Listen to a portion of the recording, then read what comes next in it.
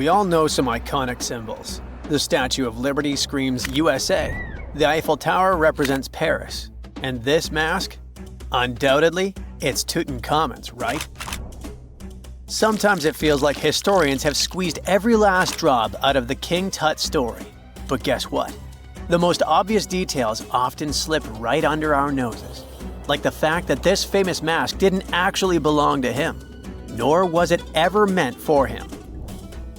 Stick with me for the details. Can we get a close-up of that mask? Thanks. See those holes? Yep, they're for earrings. And no, it's not that they had anything against jewelry, but back in ancient Egypt, earrings were typically worn by high-status women or kids. Now, if you know your history, you might say, but Tut was a boy king, wasn't he? You're spot on. He began his reign at just 9 years old. Sadly, that didn't last long as he passed away at a very young age. So when he was 9, he might have worn earrings, but he probably took them off when he hit that no earrings age. Sounds reasonable, right? Actually, not quite. That would have been pretty strange since nobody expected him to pass away young. Certainly not at 9. So no one was preparing a kid's mask for a burial.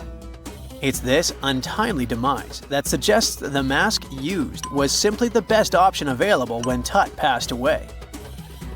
There are more clues pointing to the idea that the mask was found in a hurry. Let's think about this.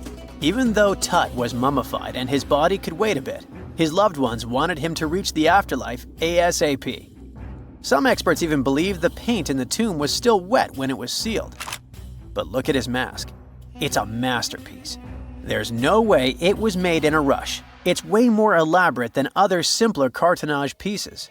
The renowned mask of King Tut stands 21 inches tall, adorned with precious stones, and features a golden beard that weighs 5.5 pounds, making the entire mask 22.5 pounds. Okay, I'm a bit confused here. So it seems like it was probably a kid's mask, but it had a beard? I've never seen a 9-year-old with a goatee, and I'm guessing you haven't either. Just think about it. A grown man's face compared to a kid's face. Fun fact for you, our faces pretty much stopped growing at the age of 16, so by 19, Tut would have definitely had the face of an adult man. Can you imagine trying to fit a relatively small kid's mask on a grown man? That would have been super embarrassing, and no one would have let that happen. Right, let's dismiss the kids theory.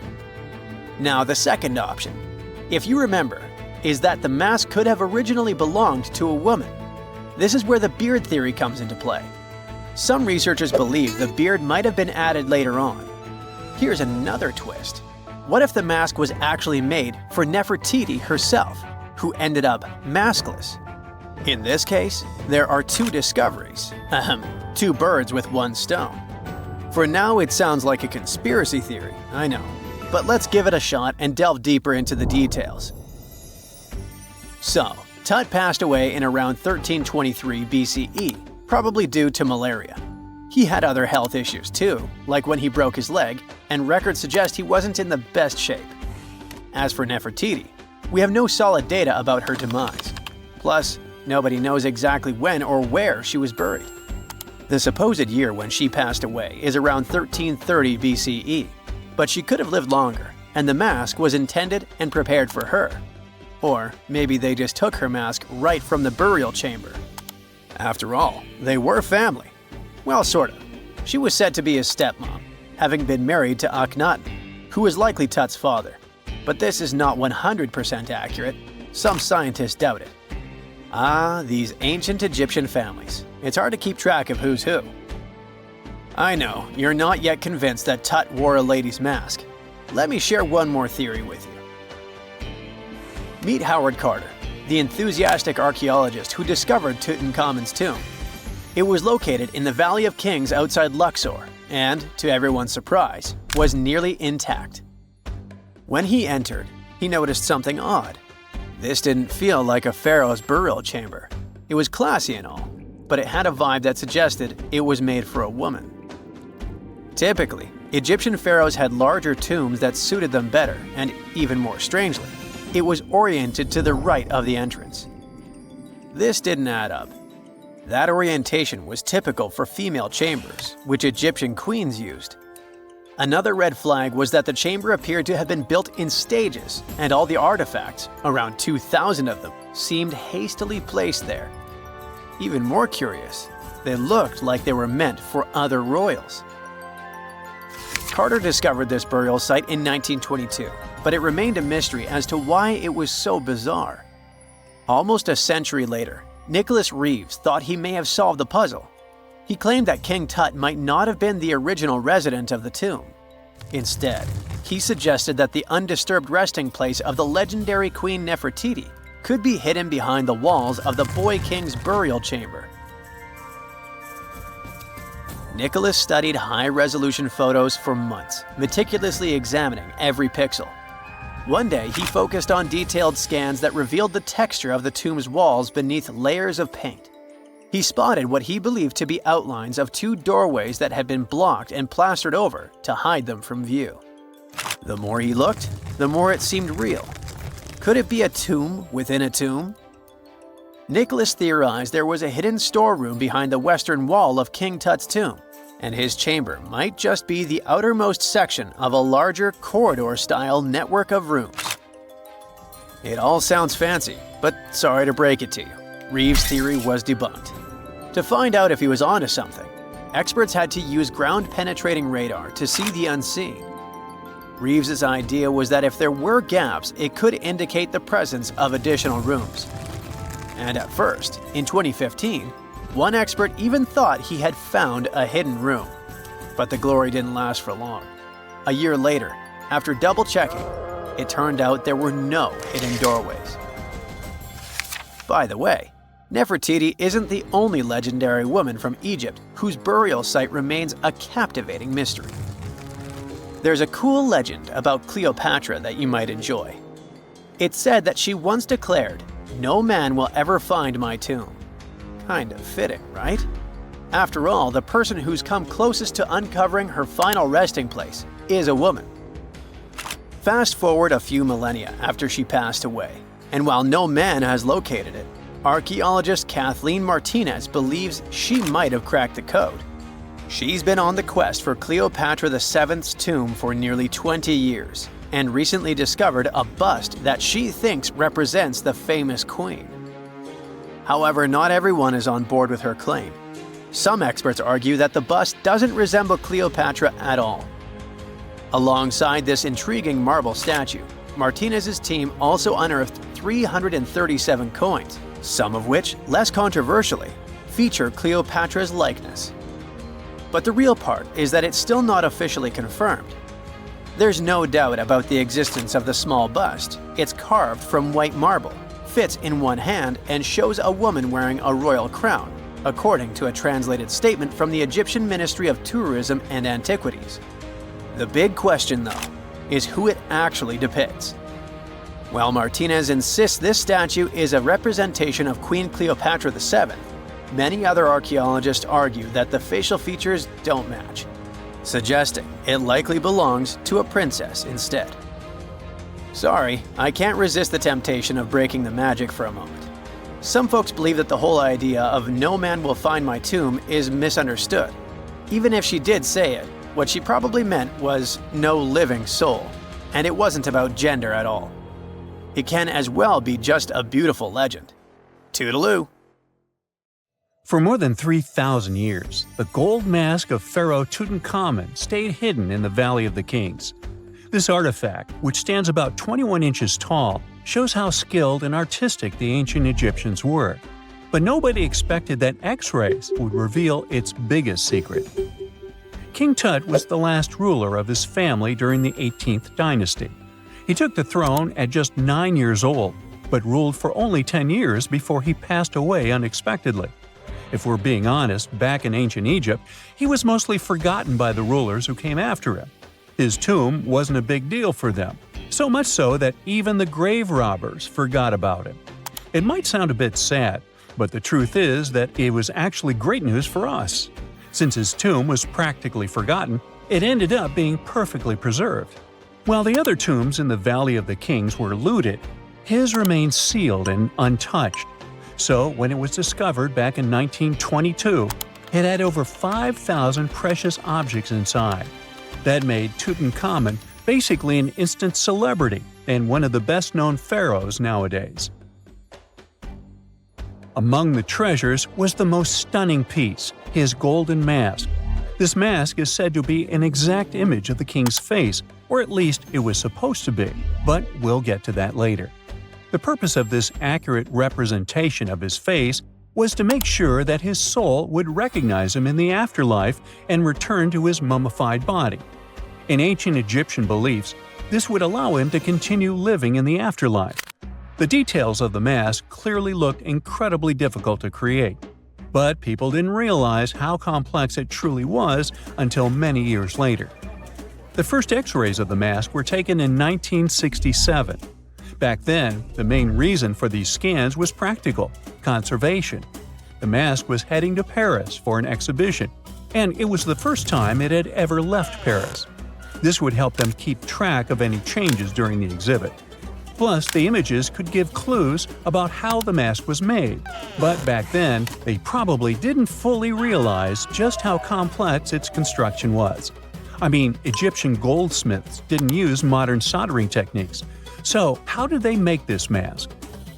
New X-rays taken in 2007 gave us some answers. It turned out the Egyptians didn't use pure gold, which is 24 carats. The mask was actually made of 23-karat gold, meaning it was mixed with another material. So specialists discovered that the gold sheets contained a small amount of copper, a reddish-brown metal. This was likely done to make the material more flexible and easier to shape. They would then shape the gold sheets by heating and hammering them over and over again. But there was one more secret inside the mask that wasn't discovered until 2015. The year before, the staff at Cairo's Egyptian Museum were working on the mask display when the long beard of the mask accidentally got knocked off. Another theory is that the beard had become loose over time and just fell off. Either way, the fact that King Tut's beard came off caused a lot of stress. After all, we're talking about one of Cairo's biggest tourist attractions, so the experts had to fix the problem quickly. The restoration process started with a detailed recording of the mask's condition. To do this, they had to take a full three-dimensional scan of the artifact. And, by accident, they found something very interesting in the mask. Inside the royal beard, there is a gold tube, an intriguing structure that the Egyptians likely used to attach the beard to the rest of the mask. And that proved, once again, that the process of making this mask was even more complex than experts thought. But the mysteries don't stop there. Remember how we mentioned that the mask was thought to perfectly represent King Tutankhamun's face? Well, that might not be entirely true. Some popular theories suggest the mask was never meant for him and was actually made for someone else. A study published in 2015 suggested the mask was originally made for a female pharaoh, his supposed stepmother, the famous and beautiful Egyptian queen Nefertiti. The biggest clue comes from an inscription on the mask.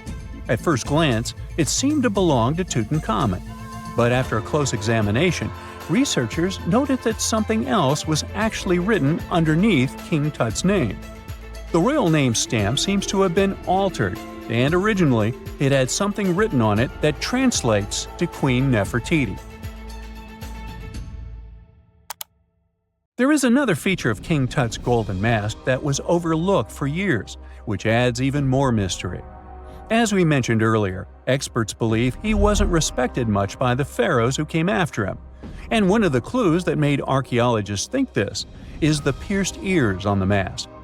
Some researchers believe that King Tutankhamun wouldn't have worn earrings after he was a kid. So, according to their theory, by the time he passed away at 18, he shouldn't have been represented with pierced ears. This could also support the idea that the mask originally belonged to Nefertiti, or maybe to someone who wasn't even connected to King Tut. But the mask isn't the only source of mystery. In fact, his whole tomb is full of puzzles. Recently, historians found a sign that the place where King Tut was supposed to be buried was changed at the last minute. For years, experts wonder why a pharaoh who ruled for 9 years ended up in such a simple tomb. When compared to the grandeur of other pharaohs' tombs, his tomb seemed, well, a bit plain. The idea that a king like Tutankhamun would have such an unremarkable resting place just doesn't match up with the power and importance he must have had in ancient Egypt. So, what happened? Well, apparently, this might have something to do with his successor, Pharaoh I. After King Tutankhamun passed away, researchers believe that I made sure to erase him from Egypt's history. So, one theory suggests that he was probably behind the quick decision to place King Tut's body in a smaller, less impressive tomb. When experts looked at I's own tomb, they found something interesting. There is a large wall covered in painted baboons. This is the same type of artwork found in Tutankhamun's tomb. It seems like the same person might have chosen the artwork for both tombs. Now, the design and decoration of the two tombs are almost identical, suggesting there was a shared hand behind both. But there is one key difference. I's tomb is fit for a king. It's much bigger and more impressive, even though the style and artwork are similar to what you see in Tutankhamun's tomb. So the theory suggests that I decided what went into both tombs. Since Tut passed away unexpectedly at a young age, his grand tomb wasn't finished in time. Normally, pharaohs start building their tombs while they're still alive to make sure everything is perfect. But Tut passed away when he was just 18, so there wasn't enough time. I may have taken advantage of the situation, ordering a smaller tomb for Tut and keeping a larger one for himself. Experts believe this theory explains why Tutankhamun's tomb is so simple and how I managed to wipe his memory from history so easily. But in the end, the story of King Tut's mask and tomb is full of mystery and intrigue. Each new discovery sheds more light on what really happened all those years ago. But one thing is for sure, the secrets of ancient Egypt still have much to reveal, and King Tutankhamun will continue to fascinate people for years to come. So looky here, scientists discovered ancient artifacts near King Tut's tomb. Turns out, his VIP final resting place looks more like a public graveyard with about a dozen wooden coffins that's been there for around 3,600 years. Okay, I might have exaggerated a tad. The 11 tombs weren't exactly right next to King Tut, but they were close, near the same city of Luxor. New findings in Egyptian tombs can help us piece together what life was like in ancient Egypt. And guess what? Ancient Egyptians seem to have been remarkably like us, modern humans. Say, the women have always loved jewelry, and archaeologists retrieved a beautifully made necklace with 30 amethyst beads and 2 agate beads, plus a hippo head amulet. Bet it was all the rage back then. Researchers also discovered 2 copper mirrors. One had a handle shaped like a lotus, and the other was decorated with Hathor, the ancient Egyptian deity of the sky, women, fertility, and love. These recent excavations near Tutankhamun's burial site led to another jaw-dropping revelation. For the first time in thousands of years, fragments of Queen Hatshepsut's Valley Temple were uncovered. This fearless woman was thought to be the second female pharaoh, who ruled with both courage and wisdom, leaving a legacy as solid as the stones themselves. Her temple, hidden for ages, opens a window into a time filled with power, intrigue, and spiritual devotion. Archaeologists found over 1,000 beautifully decorated stone blocks on the outskirts of Hatshepsut's funerary temple. There were very few women who managed to take the throne in ancient Egypt. Another tomb was found nearby, and it belonged to the overseer of Queen Teti Sheri's palace, whose name was Jehuti-Mez. Queen Hatshepsut seems to have even more tombs, aces up her sleeve. These tombs were carved into the rock instead of being built as pyramids, showing a unique ancient perspective on how to protect the soul in the afterlife.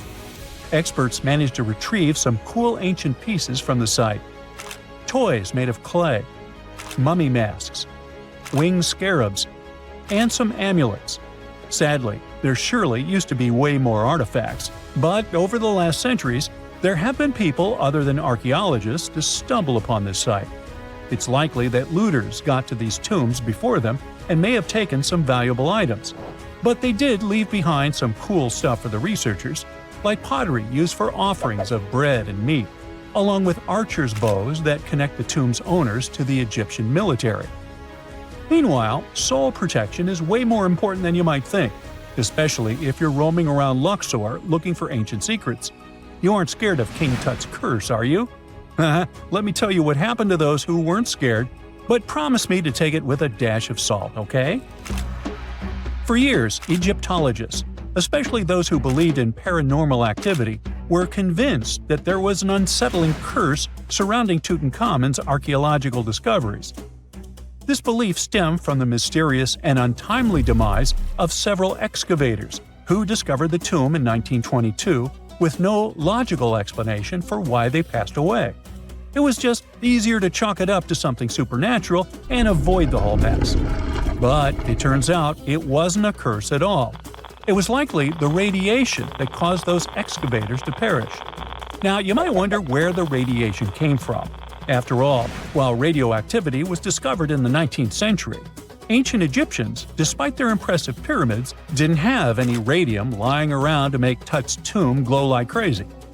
So, what could be the real story? It might have been toxic waste behind it all. Toxic levels of radiation from uranium and hazardous waste have been lurking inside the tomb since it was sealed over 3,000 years ago. The burial chamber of Tutankhamun's tomb reportedly has such high radiation levels that anyone who steps inside could easily end up with a fatal dose of radiation sickness or an incurable condition. By the way, you can have a somewhat similar level of radioactivity if you don't get rid of those moldy dinner leftovers you left to perish in your fridge a month ago.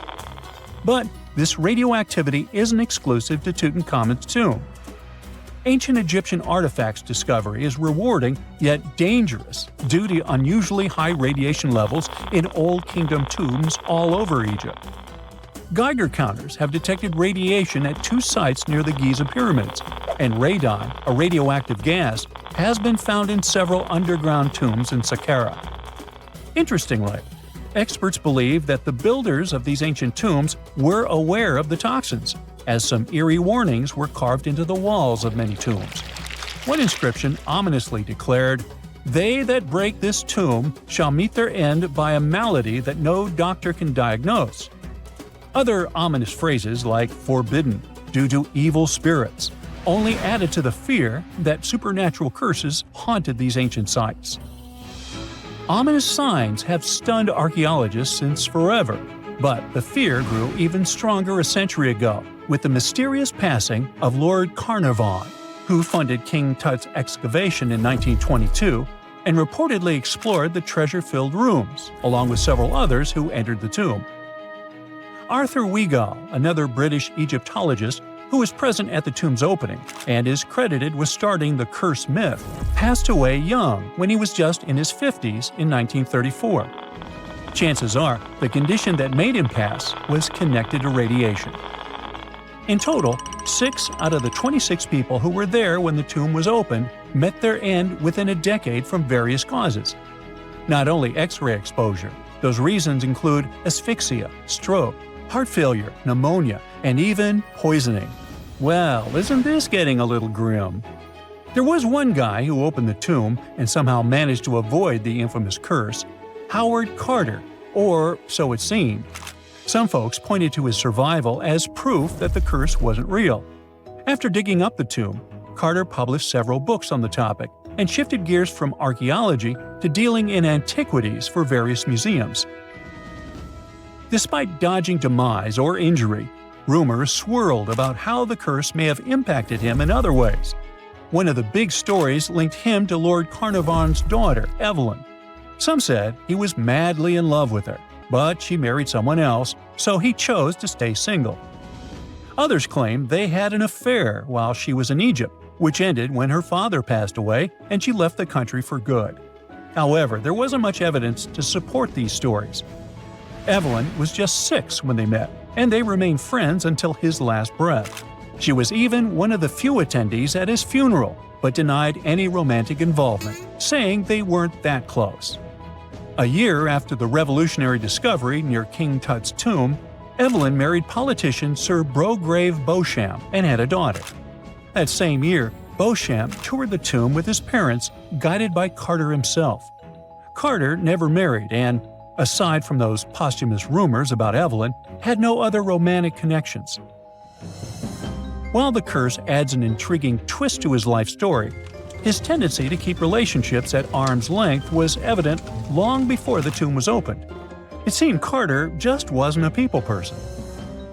In 1939, after battling a serious illness, he ultimately succumbed to fate. He was 64, which was a pretty common life expectancy in the UK back then, so no one really thought it was off and linked it to an ancient curse. When he passed, it turned out he had several artifacts from Tutankhamun's tomb in his London apartment, which were eventually sent back to Egypt, marking what some viewed as the curse's end. Who knows? Maybe if he hadn't had all those ancient souvenirs at his place, he would have lived way longer.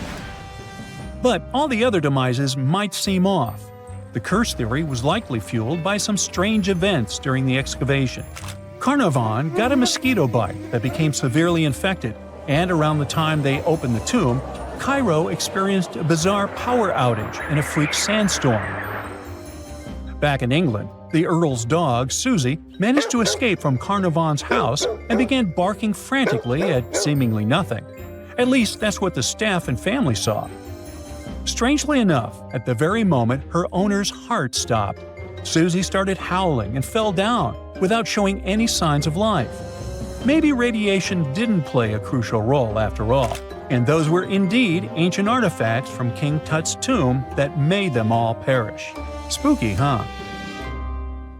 Let's face it, most ancient tombs have been looted at least once. No matter how scary the rumors could have been, most mummies were opened too. But one. This is the Bashiri mummy, and it puzzles everyone so much that nobody dares to see what's inside. Meet Howard, but you must know him already if you're into Egyptian history. He's primarily famous for discovering King Tut's tomb back in 1922. But few people know that before this revolutionary discovery, he had probably found another mummy. It happened in 1919, and it goes by several names, either the Bashiri mummy or the Mummy of Pacheri, or the Untouchable One. Some reports say that Howard stumbled upon the Bashiri mummy in Luxor's Valley of the Kings, just where he would later find Tut's tomb. Despite this find, not much is known about this particular mummy. The reason why it's still unharmed in any way is not because of some superstitions, but because nobody is sure that they can undo what they do if something goes wrong. The mummy is so intricately wrapped that researchers never unfurled it for fear of irreversible damage. The golden rule of anyone who worked with antiquities: if you're not sure you can't make it better or preserve it unchanged, do not touch it. History knows many examples of ancient relics ruined beyond repair, say Ecce Homo, or smiling statue restoration. The delicate fabric that covers the mummy's face has this cool design that kind of looks like a pyramid. The researchers are not 100% sure, but this might be the only one of its kind with that embalming style. But without knowing the ancient technique, it's next to impossible not to ruin the mummy while unwrapping and wrapping it back.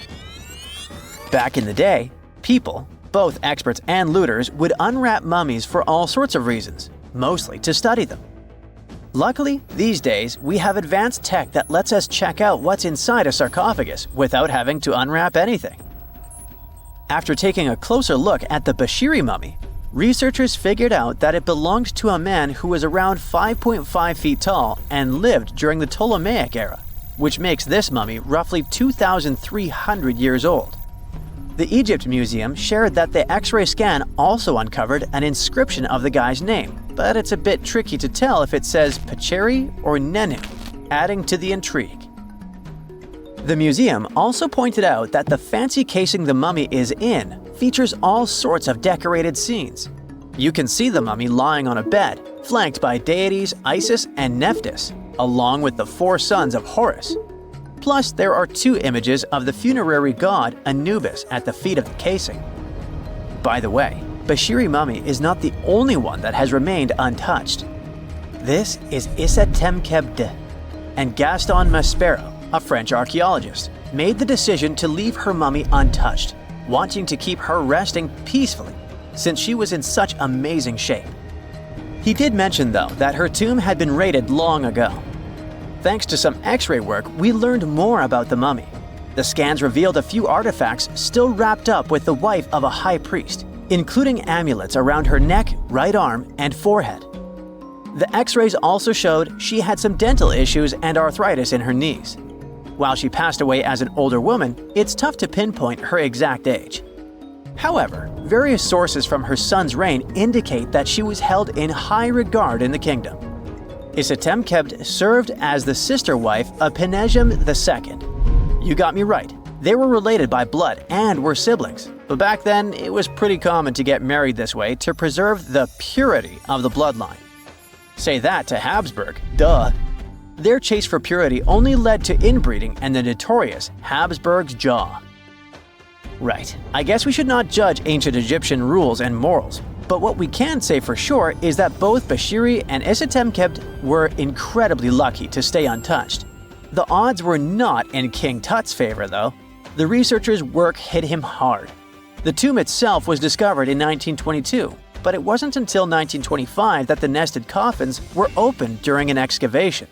The outer coffin, held together with silver pins, opened up to show another coffin shaped like a mummy, decorated with colorful glass and flower garlands. There were worries about the king's mummy because it had been exposed to moisture.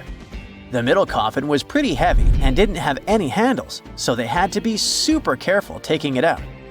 Inside the innermost coffin, which was solid gold and wrapped in a red cloth, they found the royal mummy, and this all went down on October 28, 1925. Tutankhamun's mummy, measuring about 6.07 feet, fit snugly into the innermost coffin, which was 6.17 feet long. You can already tell there was a problem, right? Imagine how hard it is to extract something as fragile as an ancient dried-up mummy, especially when there's not much room for maneuver. Plus, the mummy looked sus. It was pitch black. Howard Carter, the lead archaeologist of the expedition, estimated that around 2 buckets worth of oils had been poured over the mummy. But care had been taken to avoid the mask and feet. It was made to preserve him better. The body was positioned at a slight angle in the coffin, and there was a noticeable difference in the amount of dark oils on the right and left sides, indicating that the coffin might have tilted while being lowered into the sarcophagus. This oil created moisture inside the coffins, and over time, it reacted chemically, which Carter described as a sort of slow, spontaneous combustion, leading to the carbonization of the linen wrappings. Unfortunately, the combination of heat and moisture took a toll on the mummy's trappings as well. The crook and flail fell apart, the resin scarab cracked, and the threads holding the hands and mummy's bands started to decay, making everything quite fragile. Plus, the oils hardened over the years, effectively gluing the mummy and mask to the coffin's bottom. To try and separate the mummy from the inner and middle coffins, they were placed in the sun for several hours, reaching temperatures of 149 degrees Fahrenheit. Despite this effort, the mummy remained stuck, so the initial examination had to be done right where it was. The first part of Tutankhamun's mummy the researchers checked out was his lower legs and feet, meaning they started the examination from the bottom up. As they peeled back the bandages, they uncovered the first of many treasures wrapped up with the king. They took their time to carefully document and photograph everything they found. The inner layers of bandages were in pretty bad shape, mostly turning to dust, making it tough to figure out how everything was originally wrapped. Still, the overall methods matched what was seen in other nobles' mummies from that time. Lots of folded linen pads were used to shape the torso and thighs. The outer and inner bandages were made from fine linen, while the middle layers were coarser. They had some intricate bandaging around the shoulders and chest with a similar style around the groin. Each limb, along with fingers and toes, which were fitted with gold caps, was wrapped separately. Tutankhamun even wore gold foil sandals on his feet. They hoped to separate the mummy from the coffin by removing the outer bandages, but the resins had stuck the body to the coffin. So, the researchers ended up chiseling it out. To do this, they had to cut the torso in half at the hips and disarticulate the arms to continue unwrapping. Each part was treated with hot paraffin wax for stability, and later the hands and feet were reattached with resin. Finally, they used hot knives to detach the head from the mask. To check the teeth, it was decided to make an incision around the jaw and neck, which was later fixed with resin. So technically, the scientists did all they could to preserve the mummy, but still, in a way, it ended up being damaged beyond repair. What do you think? Should they have left it in the coffin? Or did they do the right thing? Let us know in the comments. Egyptian archaeologists made an extraordinary discovery near Cairo just recently. Drumroll, please. The most ancient and most complete mummy yet discovered in the country. Yes, they were keeping it under wraps. The 4,300-year-old mummy was found in a group of tombs close to the step pyramid of Djoser, dating back to the Egyptian Old Kingdom. It was covered in layers of gold. The team also found several other tombs, including one belonging to an ancient Egyptian official and another belonging to a secret keeper who had the power to perform special ceremonies. Another interesting tomb was that of a writer, which featured the largest statues ever found in the area. This vast burial site is also home to more than a dozen pyramids and resting grounds. Probably one of the most famous mummies in the world is that of Hatshepsut. She ruled Egypt like a boss for around 20 years, building all sorts of impressive buildings and creating new trade routes. But when archaeologist Howard Carter found her tomb in the Valley of the Kings, her sarcophagus was empty. However, Carter did find two coffins in another tomb, one of which belonged to Hatshepsut's wet nurse and the other to an unknown woman. In 2006, a team of specialists decided to investigate whether that mysterious lady was the queen herself. They found a molar tooth in a wooden box with Hatshepsut's name on it, and when they compared it to a gap in the mummy's mouth, it was a perfect match. Ramses II was a pretty impressive ruler, but it was his mummy that eventually made history. Now, we don't hear too much about his daddy. Okay, I'll stop. Ramses is considered to be the most powerful pharaoh in all of Egypt, as he reigned for a whopping 6 decades. He also lived to be over 90 years old. Now that's pretty amazing, considering the time he lived in. Ramses II supposedly had over 100 offspring too. Talk about a big family. When he passed away, his body was originally buried in the Valley of the Kings, but some sneaky guys tried to rob his tomb of all his treasures. Officials back in the day weren't having any of that though, so they moved his body to a secret location to keep it safe. Fast forward to the 1800s, and Ramses II's mummy was discovered along with a bunch of other rulers and important officials. But it wasn't in the best condition, so archaeologists flew it to Paris to get it, pampered. Problem was, he couldn't just be transported into another country. The only solution available was to give Ramses II his own passport. His occupation was listed as king, and the document even featured his photo. Most mummies aren't necessarily known for having the most hydrated skin. But that of an ancient woman, also known as Lady Di, proves otherwise. No, not that Lady Di. This wealthy lady from ancient times was discovered in an ornate tomb in 1971, and she looked fabulous, if we can say so about a mummy. Thanks to the special conditions in her tomb, like the moisture in the environment and the lack of oxygen, her body was almost perfectly preserved. Her skin was soft, her hair was on point, and she was still flexible. The museum that now proudly displays her mummy also shows a ton of fancy items that were buried with her, like dinnerware and musical instruments. Archaeologists investigated the mummy further and discovered that she passed away from a heart attack at around 50 years old. Even though it hasn't been around for over 2,000 years, Lady Di is still making history. The mummy of Otzi the Iceman was discovered in the Alps in 1991. Austrian authorities initially thought he was a modern mountaineer because he was so well preserved. Turns out, he was actually from the Copper Age. He was found in a mountain pass over 10,000 feet above sea level. Through studying his mummy, we've learned so much about life in Copper Age Europe. For example, we know that he was a native of Central Europe and enjoyed eating meat. He also suffered from arthritis, narrowing arteries, and intestinal problems. But he likely used acupuncture and medicinal herbs to treat these conditions. And apparently, he was pretty handy with tools. He sharpened them just days before his untimely demise. Who knows if he was expecting trouble or just getting ready for some routine work. Now, King Tut and his story is most likely the one that made all mummies famous. This pharaoh passed away at the young age of 19, more than 3,000 years ago. But his mummy is still one of the most well-known in the world. When his tomb was opened in 1922, people went wild because it was still intact, unlike many other royal tombs. It had some seriously blinged-out coffins, including one made of solid gold. Not only did Tut's tomb give us a glimpse into ancient Egyptian history, but his mummy also taught us a lot about the time he lived in. DNA analysis helped identify his parents and revealed that the pharaoh had a rare bone disorder that might have made walking a bit tough. Now, Ginger is most likely one of the coolest mummies you'll ever hear about.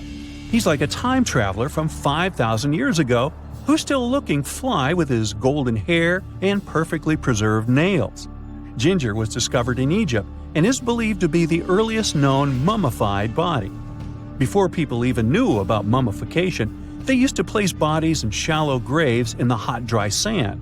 And since the sand absorbed all the water, bacteria couldn't reproduce and the body was preserved naturally. Now, scientists are not sure if Ginger's preservation was intentional or not, but since he was buried with some pottery vessels, it's likely that whoever buried him knew some serious preservation techniques. If you want to meet Ginger in person, he's currently chilling at the British Museum. One Dutch art collector bought a statue from Asia and ended up finding a weird discovery. The statue contained a mummy hidden inside. Unfortunately, the body was too fragile to move, so they had to leave it there. The coolest part is that this mummy is over 1,000 years old and was on display for 200 years before being encased in the statue. When scientists did a CT scan, they found out that the mummy was filled with paper scraps covered in writings. Experts think he might have done this thing called self-mummification, which is a pretty intense process involving a special diet and tea that makes your body less prone to bacteria. Only a few people could handle this ritual, and those who managed to do that were seriously respected. No other Egyptian queen has baffled scientists and historians like the stunning Nefertiti. Based on her statues, she was known for her slender neck, wide eyes, and high cheekbones. Her name translates to "the beautiful woman has come." Talk about living up to your name, huh? Even though she wasn't a pharaoh herself, Nefertiti still managed to leave a lasting impression. Written records suggest that, as a wife and queen, she held an incredibly influential role. Because of her power, she was indeed admired, but she also managed to make quite a lot of enemies throughout her life. She was also related to King Tut, but not biologically. Rather, she was his stepmother. So far, locals have yet to identify her mummy, but that may soon change. A local Egyptologist who has been busy excavating tombs in the Valley of the Kings has found two mummies that he believes could be Nefertiti and her daughter. According to specialists, we may soon finally get a definitive answer about the identity of these two mummies. And if one of them does turn out to be Nefertiti, we could be in for a real treat. DNA analysis and CT scans of the mummy could give us the most complete and accurate image of the queen that we've ever seen. It's crazy to think that we've only scratched the surface of what lies beneath modern-day Egypt. Nefertiti ruled during a time of great power and prosperity in Egypt, but unfortunately passed away in a period of social turmoil, leading to her gravesite being lost. Now, where's my mummy? When you hear the word mummy, you might get a chill down your spine. That's because most of us associate this word with those creepy characters we've seen in some scary movies. But in reality, mummies have helped us understand a lot about ancient civilizations, their rulers, and about how people used to deal with losing their loved ones. The people most famous worldwide for their mummies are the ancient Egyptians. They believed that some sort of existence after passing away was possible, if certain conditions were met. That's why they insisted on preserving the human body through the process of mummification and placing the mummy in a furnished tomb, kind of like giving it a fully functioning apartment of its own. Why did they believe in this? Well, because they were deeply connected to their natural environment for the most part. They saw the natural cycles around them, like how the sun rose every day, followed by the moon, or how new life was always sprouting from plants, even after they had wilted away.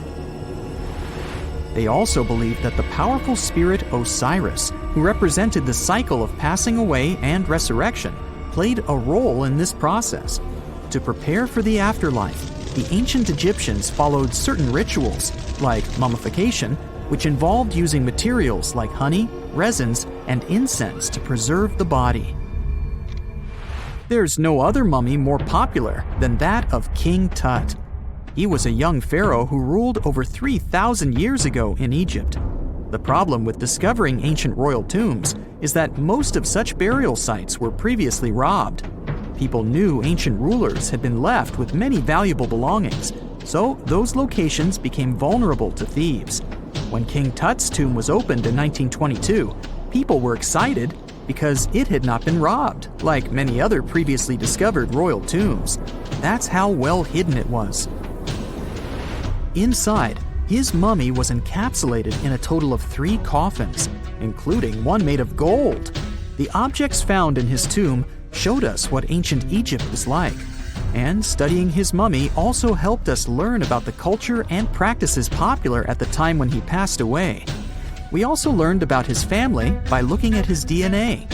Scientists were able to discover that he had had a disease called malaria and a problem with his foot that might have made it hard for him to walk. Ramses II was another pharaoh in Egypt who ruled for 68 years, which was quite a lot back in the day. He was known for his expansion campaigns and building projects. Many objects from his time as a ruler still exist today, including a large statue of him. Ramses II was about 6 feet tall and lived to be about 90 years old. After looking at his mummy, scientists concluded that he may have had a medical condition that affected his spine. Now, remember those thieves I mentioned before? They are probably the reason why Ramses II ended up in a plain coffin in a secret collection of royal mummies at Deir al-Bahari, which was rediscovered in 1881. Thankfully, archaeologists were able to identify him because his journeys had been recorded on his wrappings. The process was really tedious too. In fact, in ancient Egypt, the mummification process could take a staggering 70 days to complete. A special person would say a very specific speech while delicately handling the body and drying it out using a type of salt called natron. They also used linen and resin to make the body look more lifelike and to wrap it in cloth. The tomb was equally as important for ancient Egyptians. The walls of King Tut's tomb, for example, were adorned with intricate artwork that depicted his journey to the afterlife, from his burial procession to his passage through the underworld. The ancient Egyptians believed that everyone made this journey after passing away, and they filled their tombs with items and paintings to help the person in their spiritual travels. Additionally, the walls of the tomb were decorated with spells from a special book, which contained a collection of poems that the Egyptians believed would help people reach the afterlife. And speaking of how important this journey was, people also placed food in these ancient tombs. In King Tut's tomb, archaeologists discovered 36 jars of vintage beverages and 8 baskets of fruit, which were believed to be left there to help him in his journey to the afterlife. The Egyptians believed that traveling to the afterlife took a really long time, so they left a lot of supplies, such as food and water, to sustain their loved ones. Pharaohs also generally had numerous luxurious garments and beautiful jewelry in their tombs to ensure that they would have a fashionable journey. These items included various types of linen clothing, such as tunics, scarves, gloves, and headdresses, as well as a lot of gold jewelry with precious stones, like bracelets, buckles, pendants, necklaces, rings, and even precious depictions of insects for protection. Some were also deposited with fans made from ivory and ostrich feathers to keep them cool in the afterlife. Some ancient rulers were even placed in their forever apartments along with boats. For example, Pharaoh Khufu built the Great Pyramid at Giza as his tomb, and a large ship was found inside. King Tut, however, was buried with multiple boat paddles, but no actual boat. Instead, he had 3 chariots and numerous walking sticks made of precious materials, perhaps indicating he'd rather travel to the beyond by land, not by water. Amongst the most interesting objects found near ancient mummies are bottles of oils and perfumes. If rulers were supposed to be fashionable, why not smell nice too, right? Also, some of them had some ancient kinds of board games, most of them made out of precious materials like gold or ivory. One of those games was called Senet.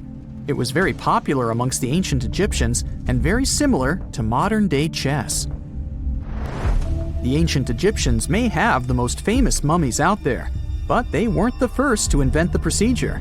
In fact, it all started in South America with an ancient civilization named the Chinchorro. As far as we know today, these people were the first to mummify their loved ones that had passed away.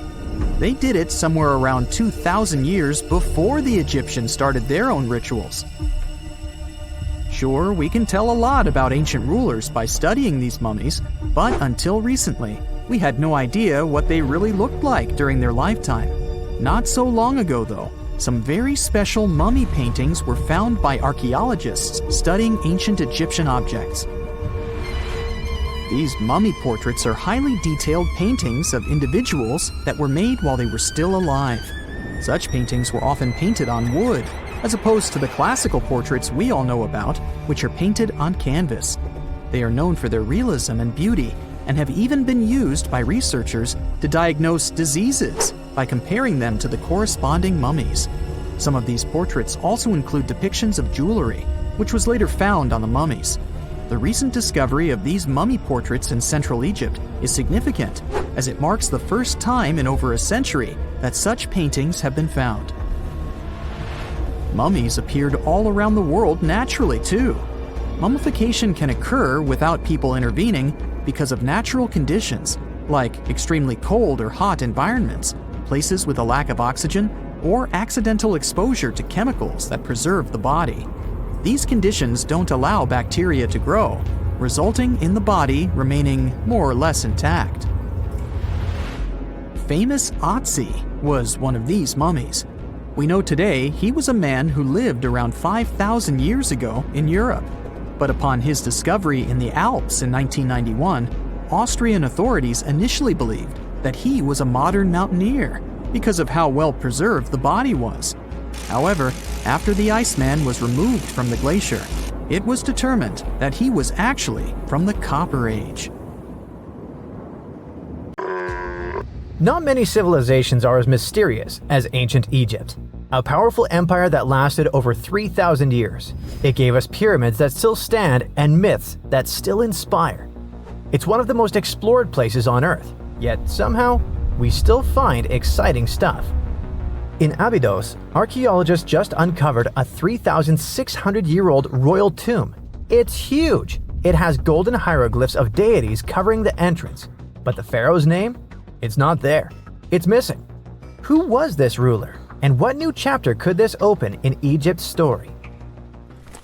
If there's one place in Egypt where the line between life and demise feels thinner, it's Abydos. To the ancient Egyptians, this was sacred ground. They believed it was the burial place of Osiris, the god who literally passed away, had his remains separated, and came back to life to rule the underworld. Because of that, Abydos became Egypt's spiritual gathering place.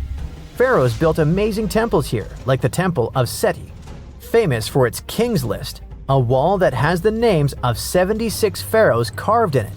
Pilgrims came from across Egypt, leaving offerings and participating in Osiris festivals, where his demise and rebirth were ritually reenacted.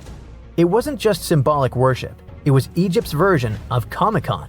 But instead of cosplaying superheroes, people reenacted gods coming back to life.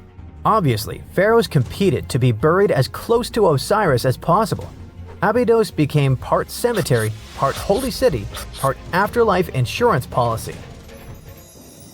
Fast forward thousands of years, and we still uncover remarkable stuff around Abydos. That's the case with the recently discovered tomb.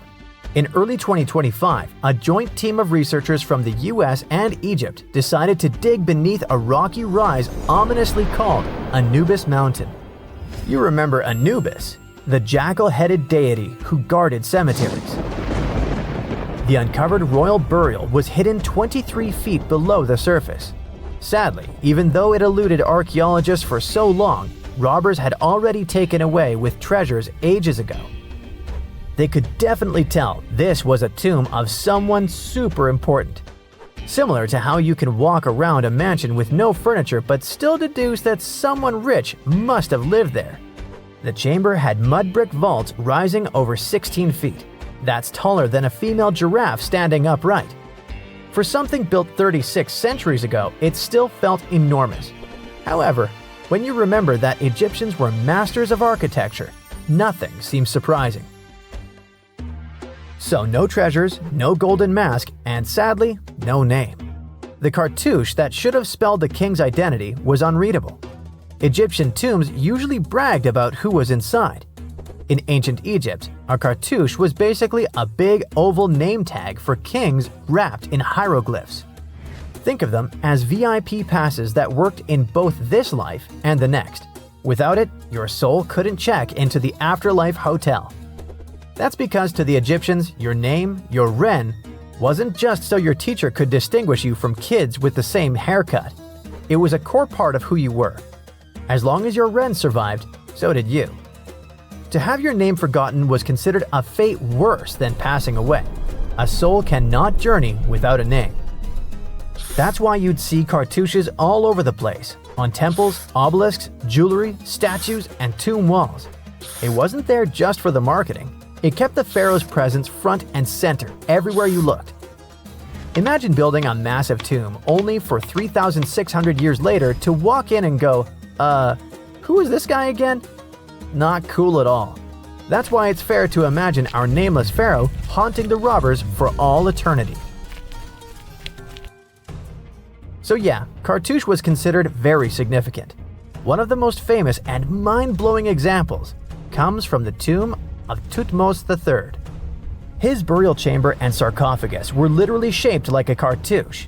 In other words, the entire room was a living architectural symbol of his name. Thankfully, in the recently discovered tomb, not everything was erased. Painted in golden hues at the entrance were two familiar guardians, deities Isis and Nephthys. Isis was the magician who stitched Osiris back together and breathed life into him. Nephthys, her sister, was the eternal mourner and protector of the mummy. Together, they promised that whoever rested here would not face the afterlife alone, and it's one additional proof of the importance of the mysterious pharaoh. So, who could this be? To answer that, we need to go down history lane. This tomb dates back to Egypt's messy chapter called the Second Intermediate Period.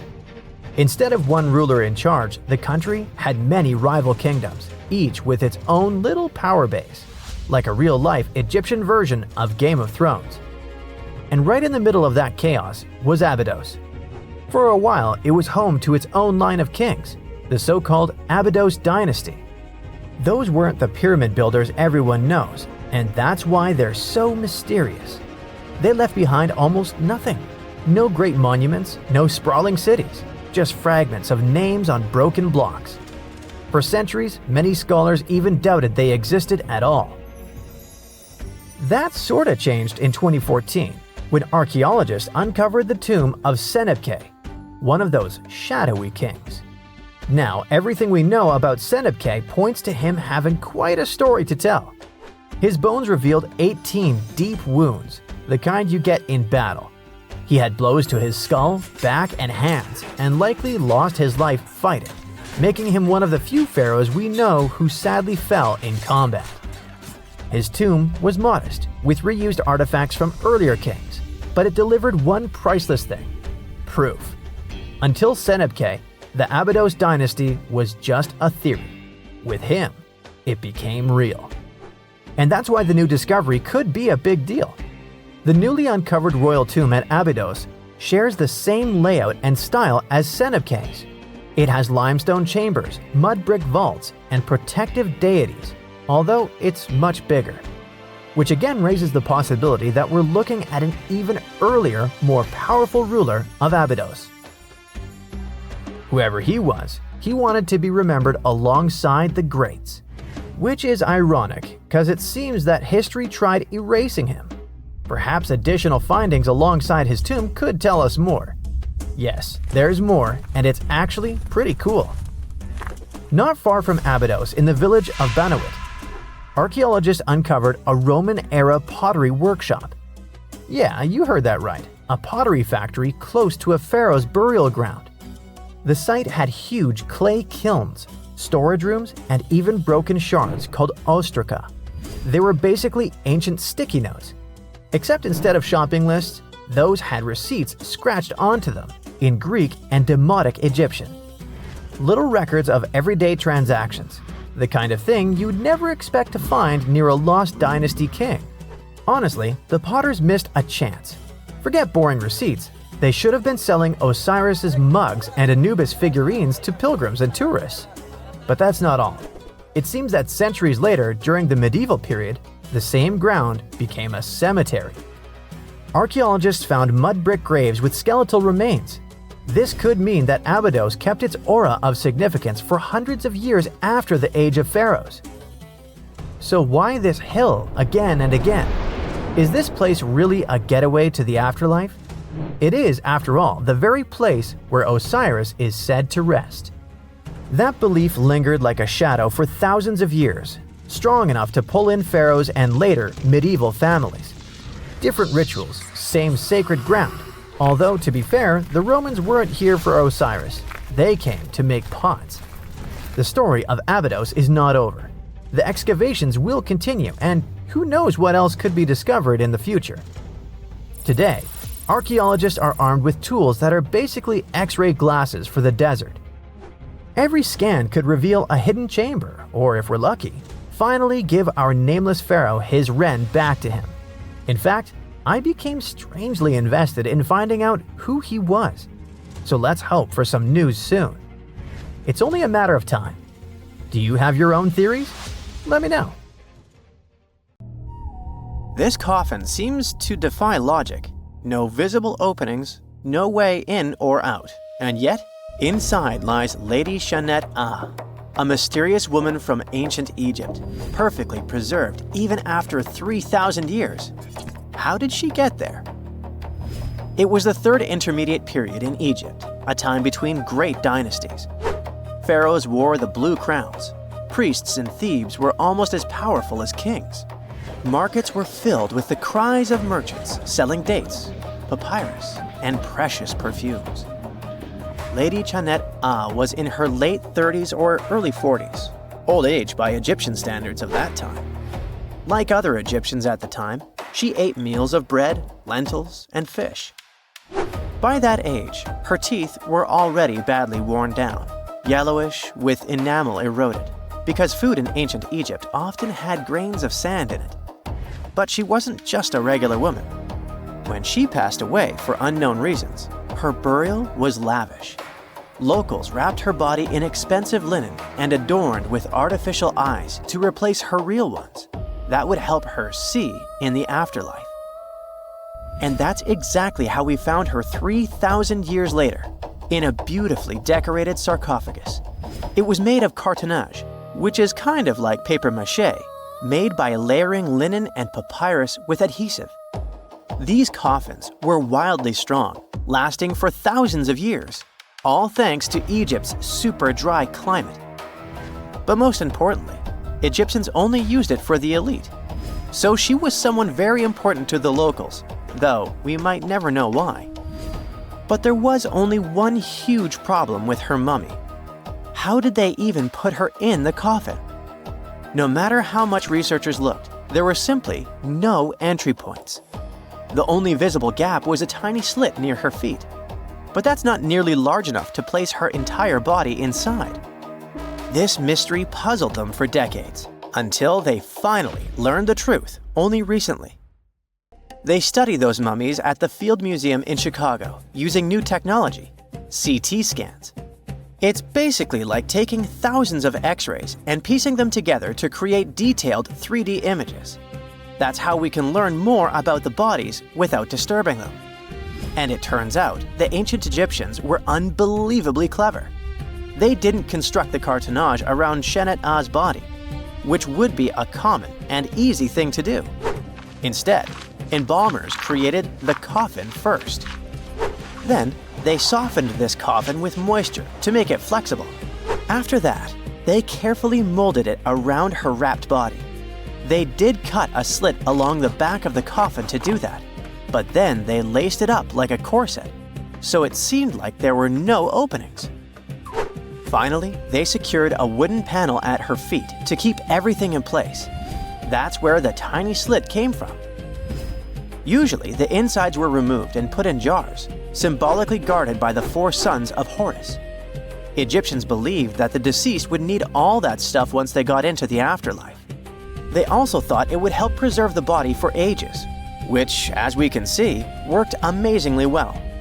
Thanks to their beliefs, we now have mummies as time capsules. Each son of Horus was supposed to protect each of the specific body parts. The human-headed Imseti for the liver, the baboon-headed Hapi for the lungs, the jackal-headed Dalmatef for the stomach, and the falcon-headed Kebis Senuv for the intestines. It's crazy how much effort the embalmers put into their job, especially in Lady Shenat-A. They wanted to make sure her body remains untouched and the sarcophagus would be perfect for her. You can't help but wonder, who was she if she mattered so much? The ancient Egyptians literally viewed the afterlife as modern retirement planning. You're not just passing away, you gotta prepare yourself for it. Prepare the body, eyes to see, and so on. And the richer or more important you were, the better your afterlife would be. But Shenat-A wasn't the only fascinating mummy they studied. They also decided to scan Harwa, an Egyptian man who lived around the same time. Judging by the mummy, he also had a high social status. His mummy revealed no signs of hard labor, and his teeth were well kept, which means he enjoyed some high-quality food without tons of sand in it. Some fellas got lucky both in life and after it. But there were many mysterious mummies throughout history. One of them is King Tut, also known as Lady Di. The story of her began in 1968. Some workers near Changsha, China, were digging an air raid shelter for a hospital. But suddenly, they accidentally uncovered an ancient burial site. They came down there and stumbled upon something incredible. 3 tombs belonging to a noblewoman, her husband, and a young man believed to be their son. She was a noblewoman from ancient China, and she had a fascinating backstory. She lived over 2,000 years ago during the Western Han Dynasty. She was married to Li Kang, a guy who served as chancellor to the Changsha Kingdom, a high-ranking official. At first, it looks like Lady Di lived a life of luxury and privilege. She had private musicians to play at her parties, and for her personal enjoyment. She probably played the guqin, an instrument that back in the day people associated with intellect and elegance. And she certainly ate like an empress. Fine meats, delicacies, and all things like that. Even her wardrobe was full of some exquisite silk, not even mentioning the tons of cosmetics. But all this wealth came at a cost. The more she aged, the worse her health became. She got a full pack: a heart condition, diabetes, high pressure, and liver issues. It also looks like her back was driving her crazy, probably making it hard for her to even move. Finally, as a cherry on top, she developed gallstones. All this packed together eventually led to a heart attack that took her life around the age of 50. There was one haunting detail. Scientists found over 130 melon seeds in her stomach and intestines. Most likely, she ate watermelon just hours before she passed away, which means it was probably during summer when the fruit was ripe. She enjoyed a sweet, simple treat before her life was cut short. The excavation began in 1972, and this wasn't easy at all. Over 1,500 local students had to help. And Lady Di was the most mysterious one. She was buried in 4 rectangular pine boxes, one inside the other like a Matryoshka doll, all wrapped in 20 layers of silk, and all that sealed with lots of charcoal and white clay. The coffins were painted beautifully as well, adorned with protective deities, mythical animals, and clouds which symbolized the heavens. There were drawings of divine creatures and Mount Kunlun. The myth said that on this mountain, people reach eternal happiness. All this told us a lot about the Han Dynasty, their beliefs about afterlife, art, daily lives, and their remarkable craftsmanship. And then researchers finally got to the body. It was astonishing. Soft skin, joints that could still bend, and in general, she was almost intact. She even kept her hair, eyelashes, fingerprints, and even traces of blood. It's like she literally passed away only a few weeks ago. Ancient people used a very clever technique to preserve her. It looks like embalmers put her into some weird, mysterious acidic liquid. This liquid prevented bacteria from growing. Unfortunately, it also gave rashes to all the scientists that touched Lady Di. And this rash lasted for 3 months. And you know what they buried together with her? Over 1,400 artifacts, mostly personal stuff like silk clothes, cosmetics, and musical instruments. Even food, grains, meats, wine, and pastries.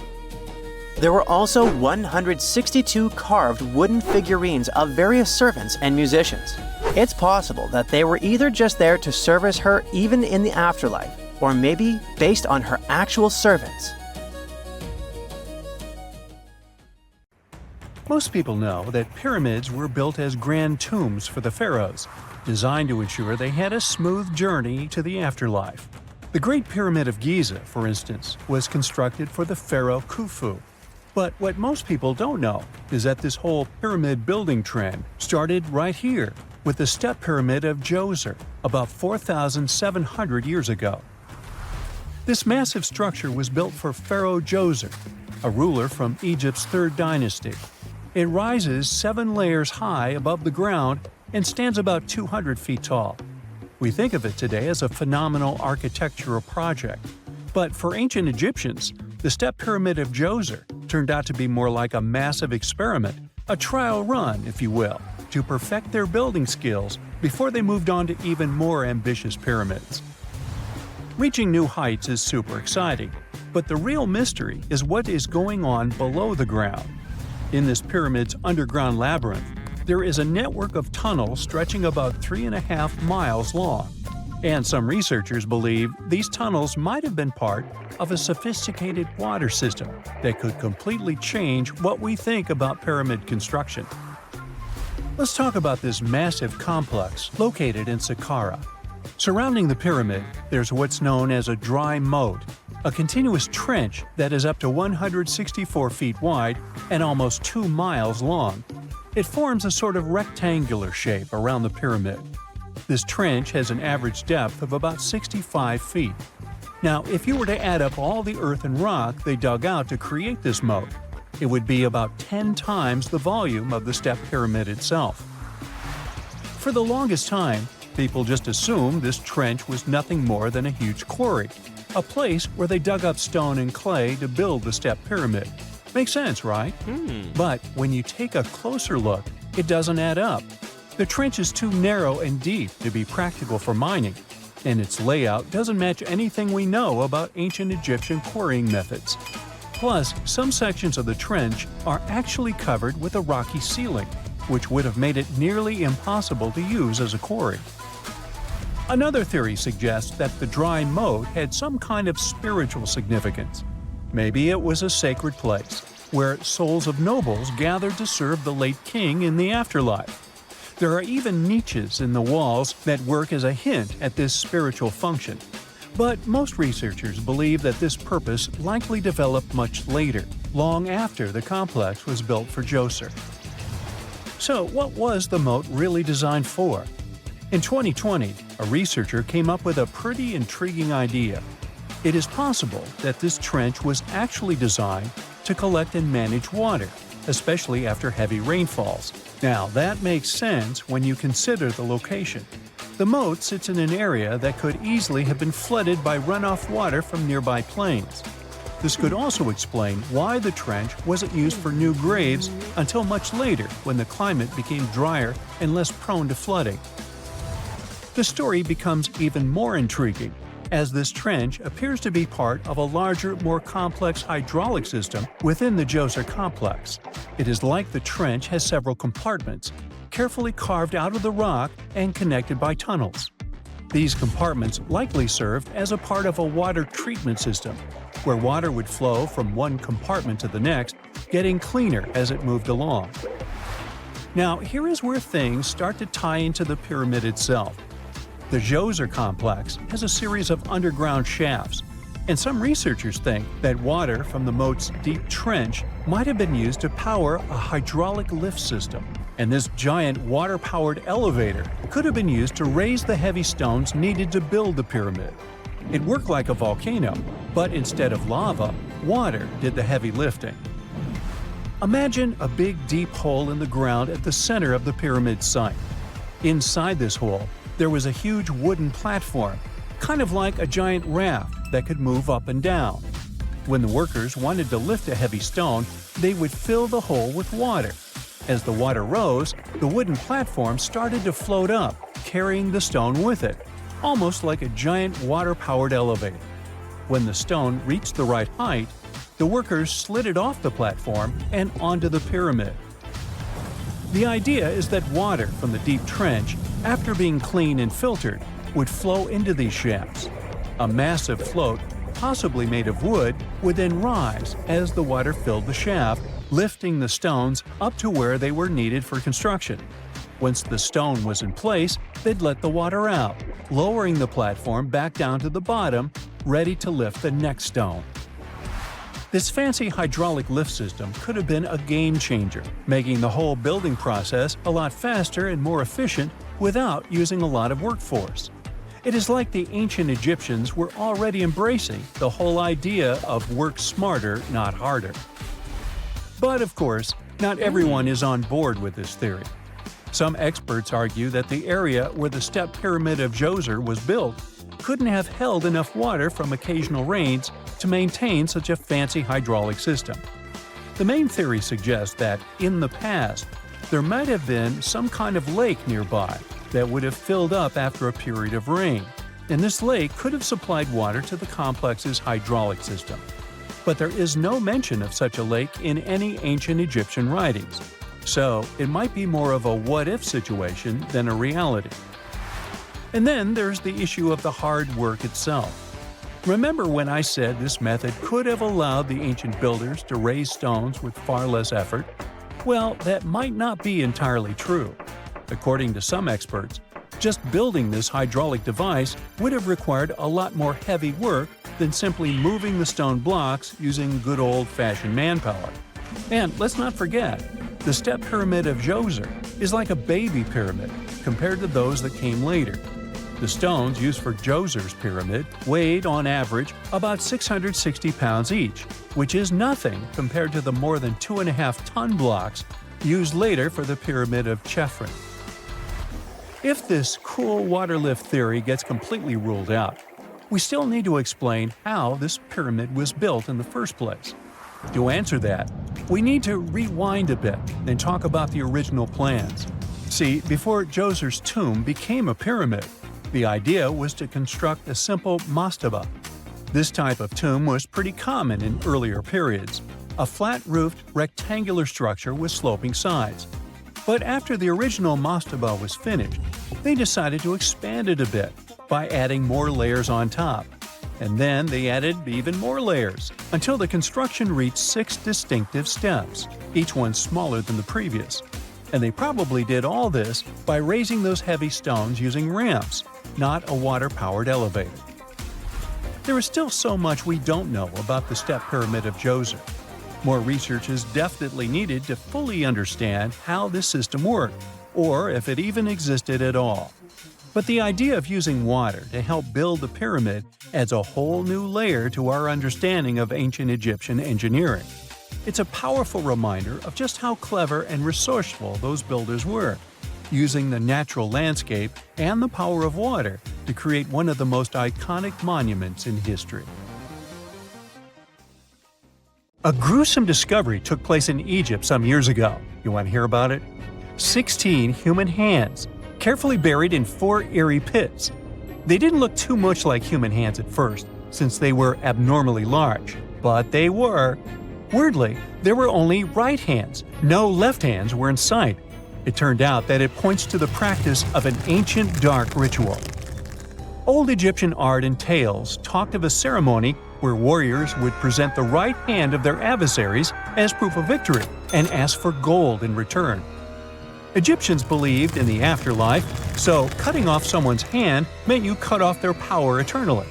Guaranteeing this type of defeat was interesting to the winning party.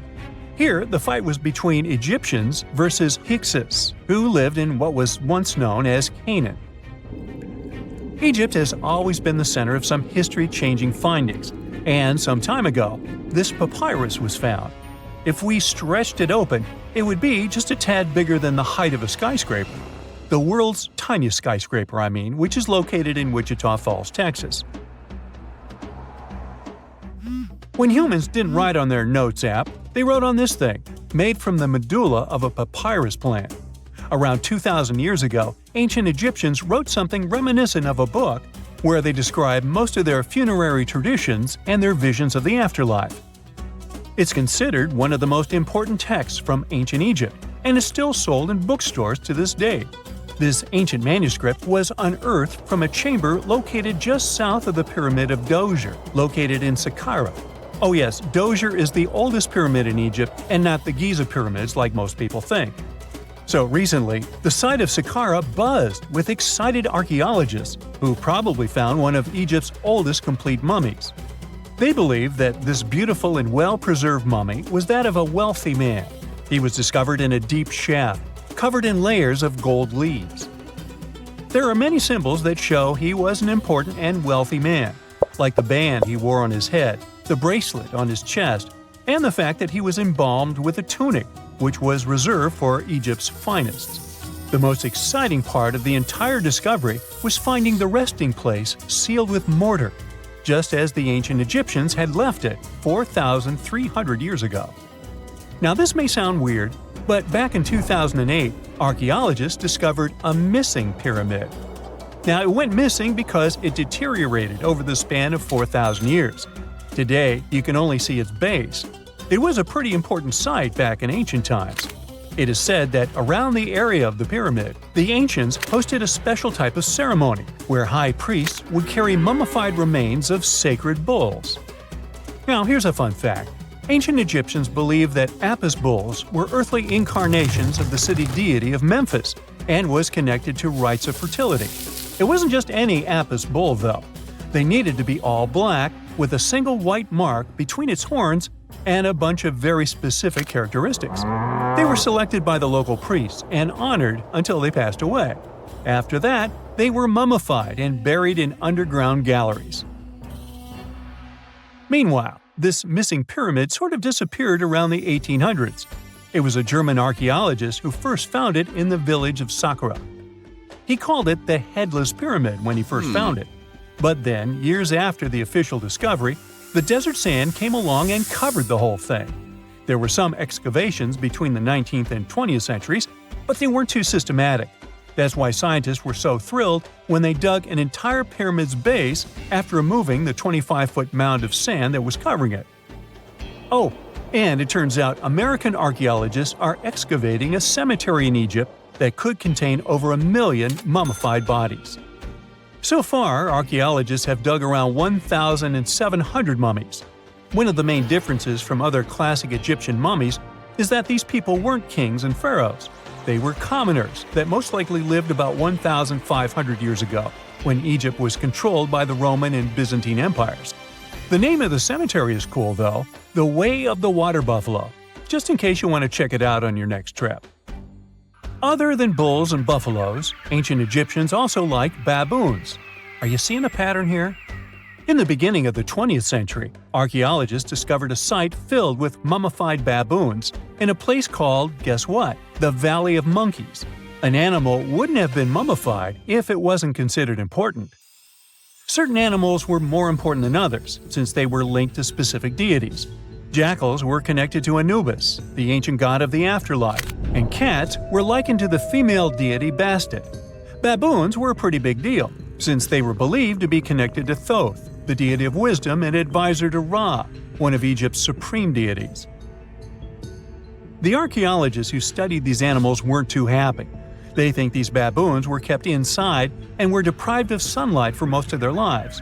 They had extreme vitamin D deficiencies and they were poorly fed.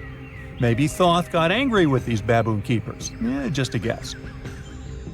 Since there's never a boring day for archaeologists in Egypt, they also found human mummies with golden tongues. Since Egyptians were all about the afterlife, they believed that golden tongues might help a person speak once they pass to the other side. I mean, it's a long shot, but hey, why not? Some of these mummies were placed in wooden coffins with goods, such as necklaces, pottery, golden artifacts in the shape of lotus flowers, and scarab beetles, and iPhones. Just kidding. A new temple was also unearthed recently in Egypt. Scientists believe it was dedicated to honor Zeus Cassios. That deity would be a cross between Zeus, the almighty Greek deity of the sky, and Mount Cassios. While digging around the Sinai Peninsula in Egypt, archaeologists spotted 2 pink granite columns poking out of the ground, and bingo. They believe these columns represented the temple's front gate and collapsed during an earthquake many years ago. And speaking of deities, there weren't only super serious deities. Recently, scientists unearthed a golden ring in a city south of Cairo. No, Frodo, it's not magical. It was a normal gold ring, but it had the depiction of the deity of fun, officially named Bes. This deity is often described in sacred texts as a happy chubby dwarf. Today, many tattoos we get are sorta deprived of any sense and are made of aesthetic purposes only. In ancient Egypt, though, women would get tattoos as a token of protection for childbirth. That's what scientists think, at least. Around the Nile region, scientists found some mummies that had well-preserved tattoos, which is a rarity since the skin deteriorates so easily. 2 of these women tattooed their lower backs, and the drawings were simple. They were mostly pictures, including that same chubby dwarf we just talked about, Bes. He also had a side hustle as the protector of women during childbirth. Now, would you believe me if I told you ancient Egyptians invented robots? No? Well, that's because that's not entirely true. Sure, they were astronomers, mathematicians, and engineers, and somehow they also squeezed an eccentric invention into that package – an automated deity some scientists called Hathor. This wooden statue had been in the Metropolitan Museum of Art for years before someone noticed its secret. With the help of an X-ray machine, specialists discovered a mechanical operating system inside it. The pulley-like axis goes from the statue's shoulder to her left leg. When the system rotates, the statue raises and lowers her hand. Hey, pick me! I got my hand up here. It's 1898, and you're taking part in excavations in Saqqara. This place, not far away from Cairo, is full of ancient tombs and pyramids. You're in your Indiana Jones mood and hope to find something really phenomenal to become famous. Gold, manuscripts, treasure maps, mummies of famous pharaohs. Wait, a wooden bird? You're really disappointed as it looks like a regular toy. An old one, but still. Little do you know that years later, someone would propose that your bird was actually an ancient monoplane.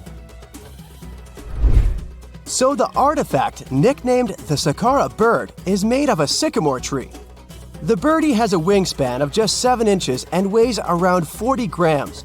A perfect original souvenir from Egypt, I would say. It's over 2,000 years old and looks pretty plain, without any carvings of feathers or other intricate ornaments. It has a beak and eyes, though, which makes our find look like a hawk, the emblem of the deity Horus.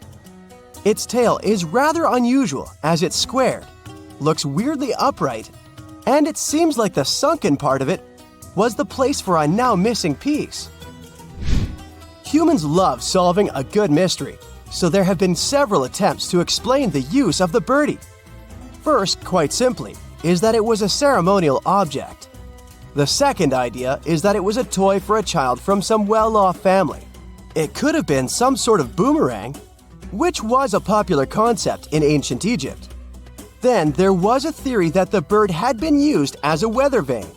But this one has been debunked as the figure doesn't have any holes or markings, except for the one made at the museum in Cairo to fix the exhibit on a stick. So there was no way to hang it in the past. Almost a century after the bird was found, Egyptologist Dr. Khalil Masiha proposed a new theory that it could have been a model of a monoplane. He believed the bird was missing a horizontal tailplane. Otherwise, it had its wings set at a right angle, similar to that of modern planes. It could have worked to generate the aerodynamic lift necessary for flights. Dr. Masiha also claimed that it was common at that time to place miniature models of technological inventions in tombs. So, did the ancient Egyptians really invent the plane in 200 BCE? That would make the Wright brothers, who are considered the inventors of aviation, really upset. They made one of their first flights only in 1903. There's just one way to know for sure, and that is to test the model. But you know, the ancient museum in Cairo would unlikely let one of their cherished exhibits fly around like a toy. That's why glider designer Martin Gregory built a similar model, this time of balsa wood, and concluded that even with the missing tailplane, the plane wasn't much of a flyer. Case solved? Not really. This didn't sound convincing enough to the History Channel, so they invited an aerodynamics expert to build another replica of the bird. He tested it in weather conditions similar to those in Egypt and was impressed with the little plane's abilities.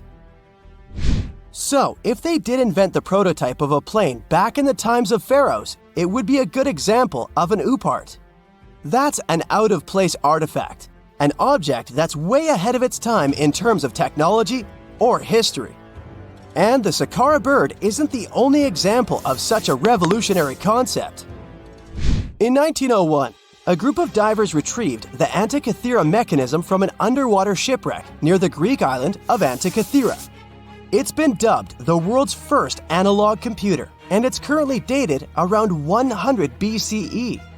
The bronze mechanism could tell the position of the sun, moon, planets, and stars, as well as the lunar phase, the dates of upcoming solar eclipses, and even the speed at which the moon moves through the sky. No one's sure who used it and how or where it was made, but it's obvious that it's extremely precise and way too advanced for its time. The first flushing toilets in the world were invented in the middle of the 20th century. Just kidding. The ancient Minoans on the Mediterranean island of Crete and the Indus Valley civilization both came up with this brilliant invention at the same time, around 4,000 years ago. The plumbing and sanitation were so well done that no one managed to design anything better until 2,000 years later.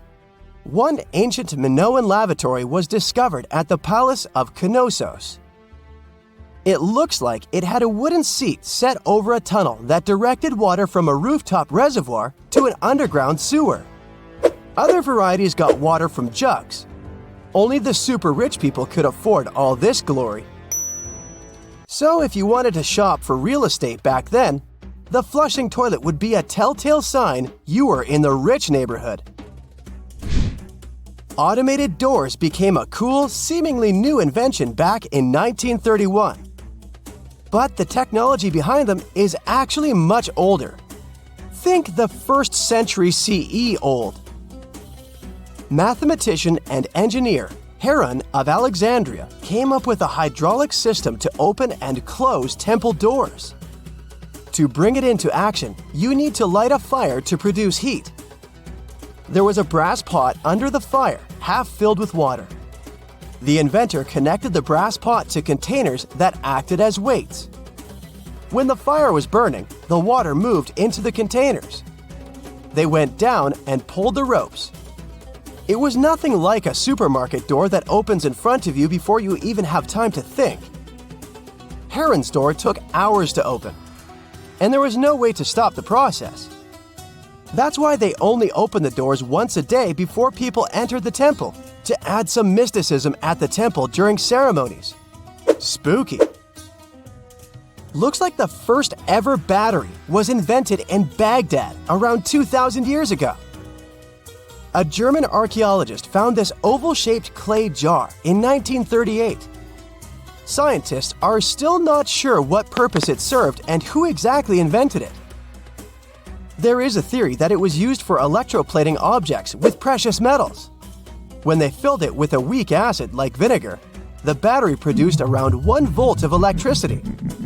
Another theory says it was a vessel for sacred scrolls. Would you like to buy contact lenses designed by Leonardo da Vinci himself?